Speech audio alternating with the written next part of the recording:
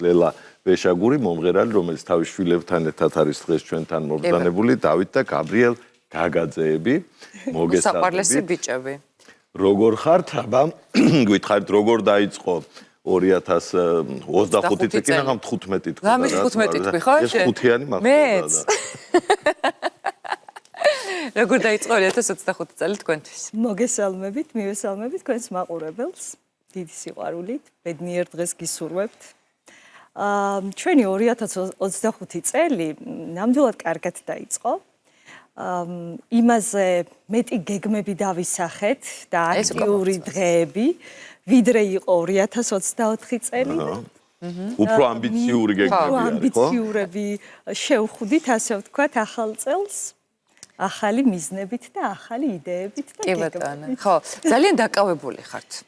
დიახ. აი როგორ ახერხებთ საქმის ასე გადანაწილებას, იმიტომ რომ ორი შვილის აღზრდა და თან პლუს ამ ყველაფერს საქმე არის ძალიან რთული ქალისთვის. ეს არის საკითხი, რომელზეც ძალიან ბევრს ვფიქრობ ხოლმე. და მაქვს განცდა, რომ მე ის სათანადო დრო, რაც მინდა რომ ჩემ შვილებთან ერთად გავატარო, მიუხედავად იმის, რომ ძალიან ნანატრი შვილები მყავს, 10 წელი არ მყავდა დავითი.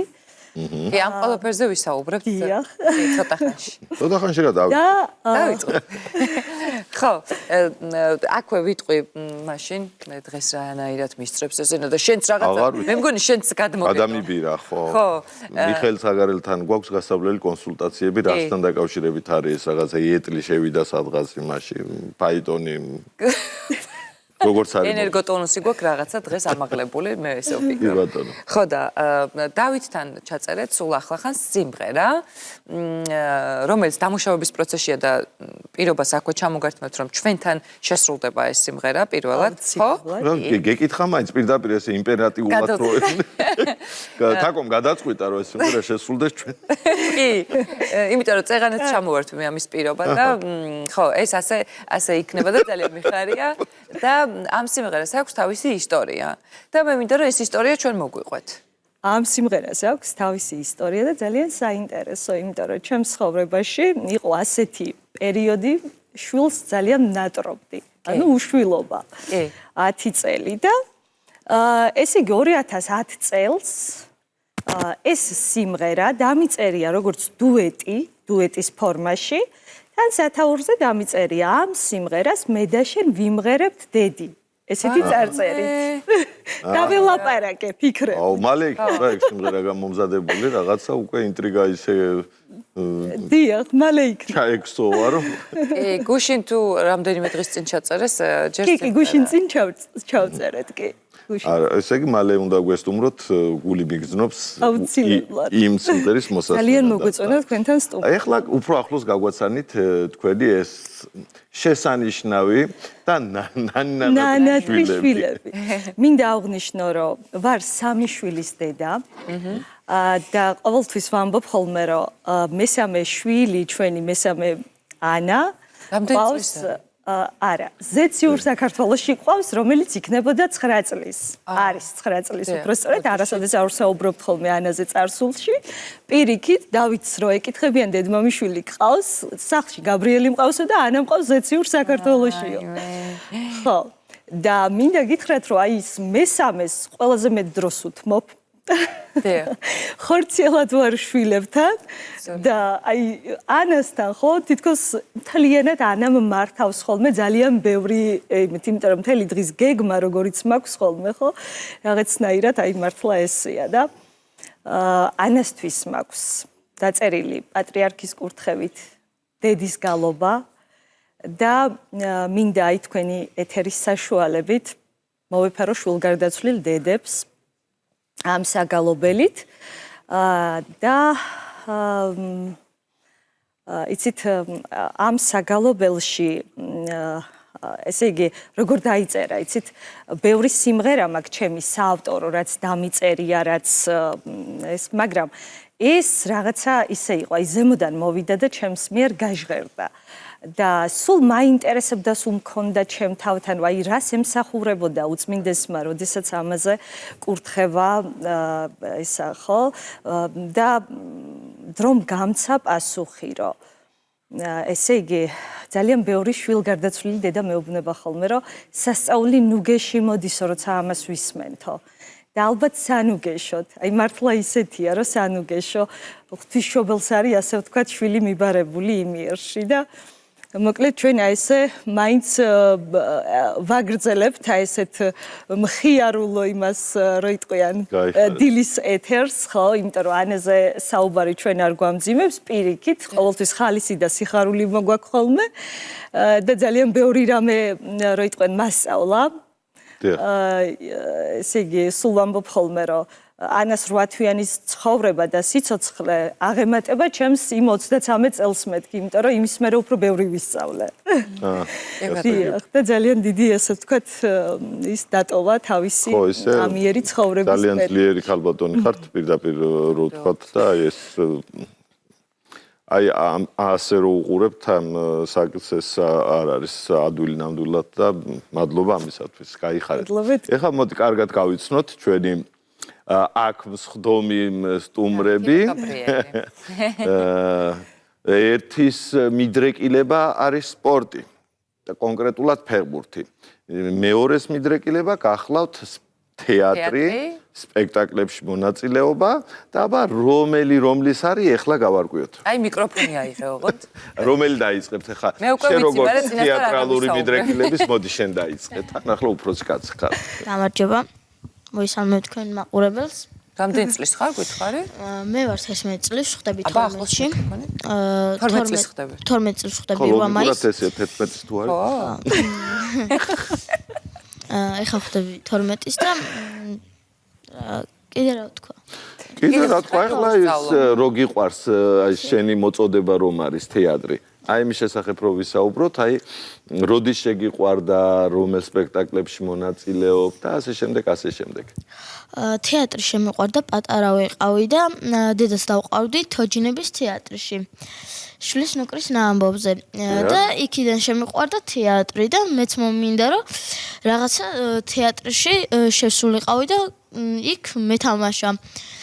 მე ესე გავაგრძელე და სად აი სად მოღვაწეობ ეხლა სადადი ხარ ეხლა გიორგი ყიფშიძესთან გადის თეატრალურ კურსებს და მანამდე თეატრი ეს მეორე სახლი გადასარევი იქ თამაშობდა კი ბატონო აპირებ რომ სახეობი გამოხვიდეს ამომავალ დედა რა კარგია ძალიან მაგარია ეხლა ვითხარი სკოლაში რა ხდება სკოლაში არაფერი. სკოლის თეატრში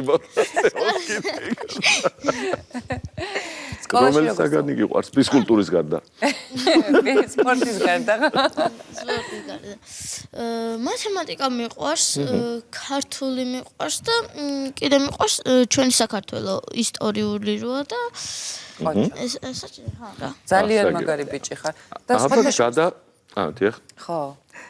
გაბრიელსაც გადავაწოდოთ. გადავწოდეთ. ხო, იმიტომ რომ უკვე ის ფეხებზე ვაკვირდები უკვე ბურცკენწლის. ხო. წარმოსახვაში. ვარჯიშობს მე მგონი. ვარჯიშობ? აბა ახლოს და აბა ეს მიკროფონი ახლოს. აი ეს, ეხა შეგვითხარი რამდენი წლის ხარ? 7-ის. და ფეხბურთის მონაცემები გაქვს ვიცი. გიყვარს და ხო, ფეხბურთი ძალიან გიყვარს და სამოვოთ? უნდა შეხვიდე ხო ფეხბურთს? კი. აბა რომელი ფეხბურთელი გიყვარს ახლა რა ვკითხე? ქართველი ოღონდ აუცილებლად. ვინც გინდა კაცო, თუ გინდა უცხოელი თქვი. ყვარას. ხელია. ყვარა. ყვარას ხელია. აჰა. აბა რა. სარას დავარია, ქართველებშიც გადის და უცხოელ ფეხბურთელებში, რომ უცხოელ გუნდებში თამაშობს. მარტაშვილი ყველაზე მეტად კი მიყვარს. შენ თავს სად ხედა, უფრო თავდასხმაში, ნახევარდაცვაში თუ დაცვაში? თავდასხმაში, აბა რა. ყველას თავს უნდა დავესხათ და დავამარცხოთ. აუცილებლად. მეორე კლასში არის გაბრიელი. კი. შენ როგორ სწავლობ? კარგად. შენ კლასელებს არ მოიკითხავ და მასწავლებლებს? არა, რო გითხრას. არა.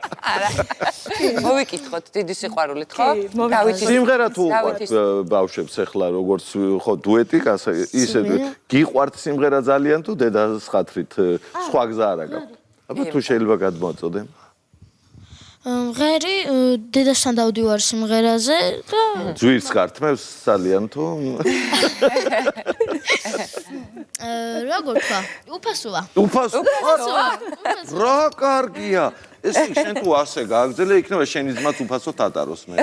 შენს გიყვარს სიმღერა? კი. აჰა. გადასარევია, ესე იგი ტრიო ხარ. ესე იგი ღერი. დიახ. სახში რა ხდება ხოლმე თქვენთან? სახში თუ მღერით ხოლმე ისე ოჯახური შეკრებები თუ გაქვთ ხოლმე, სადაც ბავშვებთან ერთად? უფრო აი ესეთ არ დადეგებზე, თორე ისე ვოკალურ ანსამბლში ასე ვთქვათ, მთელი დღე ისე ვიხარჯები, სახლში რომ მივდივარ, ცოტა ხანი სიჩუმე მინდა ხოლმე. აბა გითხარით, ანუ სად აი ეს ვოკალური ანსამბლი ახსენეთ და იმ შესახებაც ერთი-ორი სიტყვა რო გითხარით. ესე იგი ფოლკლორული ანსამბლი ჩამოყალიბდა, ესეთი ივერიანი. ხელმძღვანელობთ მე და ბექა გაბუნია. დიახ. ესე ერთობლივად და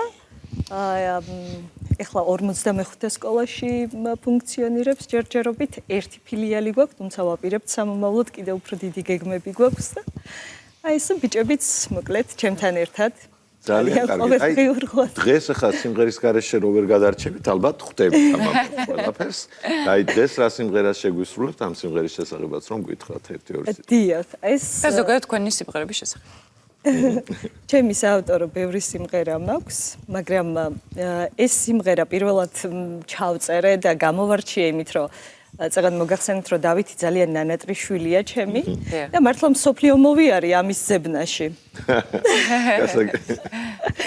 გავცდით საზღვრებს საქართველოს რო ამოვწურეთ იმ უშვილობის პერიოდს და მე ისე რაღაცნაირად ესე წაიღიღინა გულმა რომ შენ ზებნაში დამივლია და მიუხედავად იმის რომ ძალიან ქალვაჟური ხასიათი აქვს ამ სიმღერას სიყვარულის სინამდვილეში ხო ჩემი ბიჭი ეს არის და მოკლედ ეს სიმღერა 2015 წელს ჩაიწერა საკმაოდ ისეთი ის გაიარა ასე ვთქვათ კი მაგრამ არ ვჩანდი ასე ვთქვათ თქვენს ეთერში არის ახლა ამ სიმღერის სატელევიზიო პრემიერა ძალიან კარგი გამაგარი მაშინ მიკროფონი თუ შეიძლება აიღეთ და კიდე მაყურებელიც გაიცნობს ხო ზოგადად ვინც არის მაგისტრის ვართ აბა ხო ბატონო აბა გთხოვთ. ჩვენ უგულშემატკივროთ ხო აქედან. სანამ ის სიმღერა გამზადდება, ჩვენ რო ვიცით, ჯერჯერობით მოვუსმინოთ დედიკოს. აბა გთხოვთ.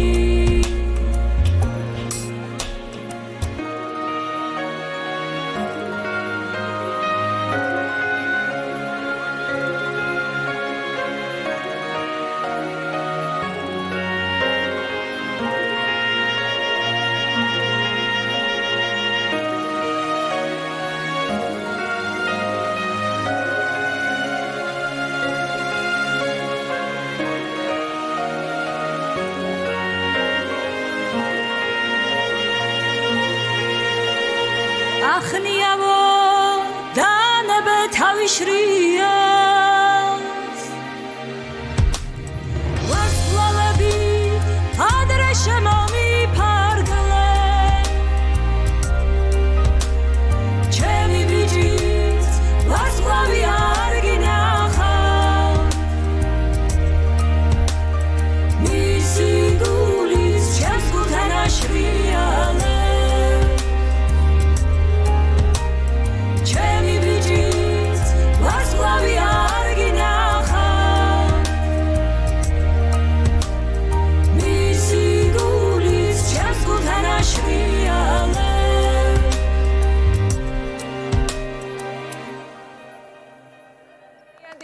დიდი მადლობა ჩვენთან მოვბრძანდით აბა ბიჭებო როგორ მოგეწონათ ეხა დედიკოს სიმღერა კარგი იყო ესე იგი ხო სანამ დაგემშვიდობებოდეთ მე მგონი რაღაცა გქონდათ სათქმელი მილოცვა გინდოდათ თუ არ ვთქვი აი ძალიან დიდი მადლობა თქვენი ეთერით ვისარგებლებ ჩემს უსაყვარლეს ადამიანს რომელიც ახლა ემიგრაციაშია დღეს დაბადების დღე აქვს და მაკა გილოცავ საუკეთესო სურვილებით გილოცავთ მაკას მოგწონთ დაბადების დღეს გეხმარებათ განსაკუთრებით მე მგონი ამ ჩემი მამიდა რომელიც არის ჩემი გამზრდელი ასე ვთქვათ ჩემი მშობლები ემიგრაციაში იყვნენ და მამიდას მოვიკითხავ დიდი სიყვარული ძალიან დიდი მადლობა დიახ ვინც მეხმარება ასე ვთქვათ ჩემი ქაოსური ყოველდღიურებიდან გამომდინარე მოკლედ მამიდას აქვს მისია რომ ესე იგი გაბრიელს და დათას ყოველდღიურად კი ბატონო მოვიკითხავთ თქვენ მამიდას და ჩვენ მამიდას ჩვენი მამიდებიც მოვიკითხავთ ყველამ ჩვენ მამიდები მოვიკითხოთ ჩვენ მამიდებსაც მადლობა თქვენ სტუმრობისთვის დიდი მადლობა აი სიმღერისთვის და იმ სიმღერისთვის რომელიც შესასრულებელი გაქვთ ჩვენთან ეთერში აუცილებლად დუეტში გელოდებით